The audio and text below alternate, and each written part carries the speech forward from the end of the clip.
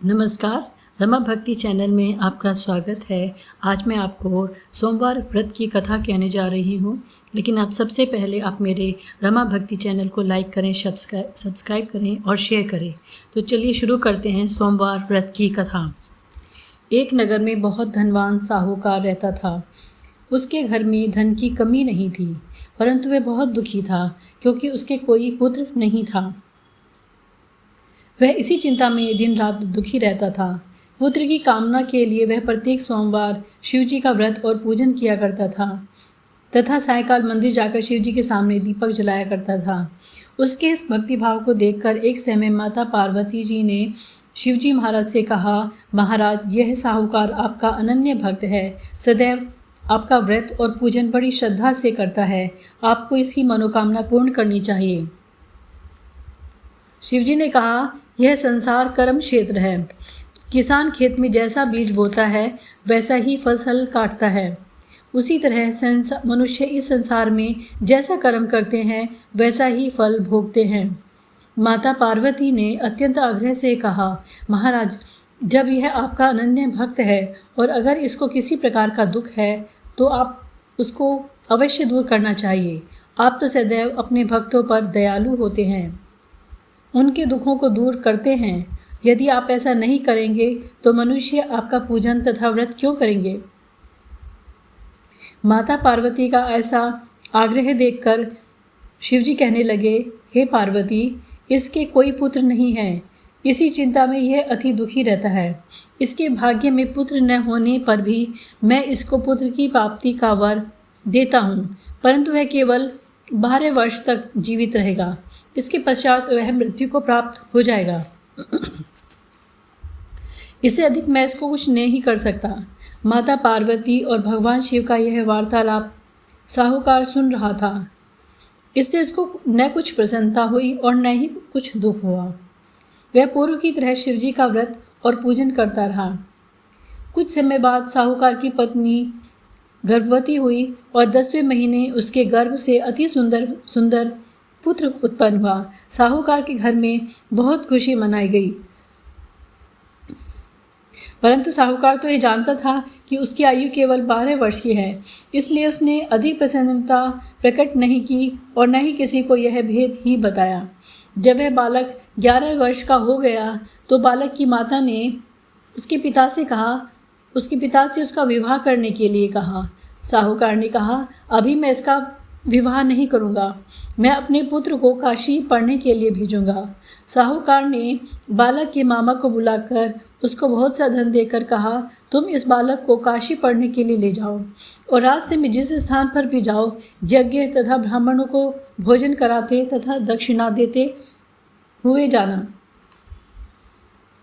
दोनों मामा भांजे यज्ञ करते और ब्राह्मणों को भोजन कराते तथा दक्षिणा देते काशी की ओर चल पड़े। रास्ते में उनका एक शहर पड़ा। उस शहर के राजा की कन्या का विवाह था, परंतु जो राजकुमार विवाह कराने के लिए आया था वह एक आंख से काना था। उसके पिता को इस बात की बड़ी चिंता थी कि कहीं राजकुमार को देख राजकुमारी तथा उसके माता पिता विवाह में किसी प्रकार की अड़चन पैदा न कर दें। जब उसने अति सुंदर सेठ के लड़के को देखा तो मन में विचार किया कि क्यों न द्वाराचार के समय इस लड़के से वर का काम चलाया जाए। ऐसा मन में विचार कर राजकुमार के पिता ने उस लड़के और मामा से बात की। वे राजी हो गए। फिर उस साहूकार के लड़के को वर के कपड़े पहनाकर तथा घोड़ी पर बिठाकर कन्या के द्वार पर ले गए। सभी कार्य प्रसन्नता पूर्वक हो गया। राजकुमार के पिता ने सोचा, यदि विवाह कार्य भी इसी लड़के से करा लिया जाए तो क्या बुराई है। ऐसा विचार कर लड़के और उसके मामा से कहा, यदि आप फेरों और कन्यादान के काम को भी करा दें तो आपकी बड़ी कृपा होगी। मैं इसके बदले आपको बहुत सारा धन दूंगा। दोनों ने इसे सहर्ष स्वीकार कर लिया और विवाह कार्य भी बहुत अच्छी तरह से संपन्न हो गया। सेठ का पुत्र जिस समय जाने लगा तो उसने राजकुमारी की चुंदड़ी के पल्ले पर लिख दिया कि तेरा विवाह मेरे साथ हुआ, परंतु जिस राजकुमार के साथ तुमको भेजेंगे वह एक आंख से काना है। मैं काशी पढ़ने जा रहा हूँ। सेठ के लड़के के जाने के पश्चात राजकुमारी ने जब अपनी चुनरी पर लिखा हुआ पाया तो उसने कान्हे राजकुमार के साथ जाने से मना कर दिया। उसने अपने माता पिता को सारी बात बता दी और कहा कि यह मेरा पति नहीं है, मेरा पति तो और न तो यह है और न ही मेरा विवाह इसके साथ हुआ है। जिसके साथ मेरा विवाह हुआ है वह तो काशी पढ़ने गया है। राजकुमारी के माता पिता ने अपनी कन्या को विदा नहीं किया और बारात वापस चली गई। उधर सेठ का लड़का और उसका मामा काशी जी पहुंच गए। वहां जाकर उन्होंने यज्ञ करना और लड़के ने पढ़ना शुरू कर दिया। जिस दिन लड़के की आयु 12 साल की हुई उस दिन उन्होंने यज्ञ रचा था। लड़के ने अपने मामा से कहा, मामा जी आज मेरी तबीयत कुछ ठीक नहीं है। मामा ने कहा, अंदर जाकर सो जाओ। लड़का अंदर जाकर सो गया। थोड़ी देर में उसके प्राण निकल गए। जब उसके मामा ने अंदर आकर देखा कि उसका भांजा मृत पड़ा है तो उसको बहुत दुख हुआ। उसने सोचा कि अगर मैं अभी रोना पीटना मचा दूंगा तो यज्ञ का कार्य अधूरा रह जाएगा। अतः उसने जल्दी से यज्ञ का कार्य समाप्त कर ब्राह्मणों के जाने के बाद रोना पीटना शुरू कर दिया। संयोगवश उसी समय शिव पार्वती जी उधर से जा रहे थे। जब उन्होंने ज़ोर ज़ोर से रोने की आवाज़ सुनी तो पार्वती कहने लगी कि महाराज कोई दुखिया रो रहा है, इसके कष्ट को दूर कीजिए। जब शिव पार्वती वहाँ पहुँचे तो उन्होंने पाया कि वहाँ एक लड़का मृत पड़ा था। माता पार्वती कहने लगी, महाराज यह तो उसी सेठ का लड़का है जो आपके वरदान से उत्पन्न हुआ था। शिवजी ने कहा, हे पार्वती इसकी आयु इतनी ही थी, यह भोग चुका। तब पार्वती ने कहा, महाराज इस बालक को और आयु दो, नहीं तो इसके माता पिता तड़प तड़प कर मर जाएंगे। माता पार्वती के बार बार आग्रह करने पर शिवजी ने उसको जीवन का वरदान दिया। शिवजी की कृपा से वह लड़का जीवित हो गया। शिवजी और पार्वती कैलाश पर्वत को चले गए।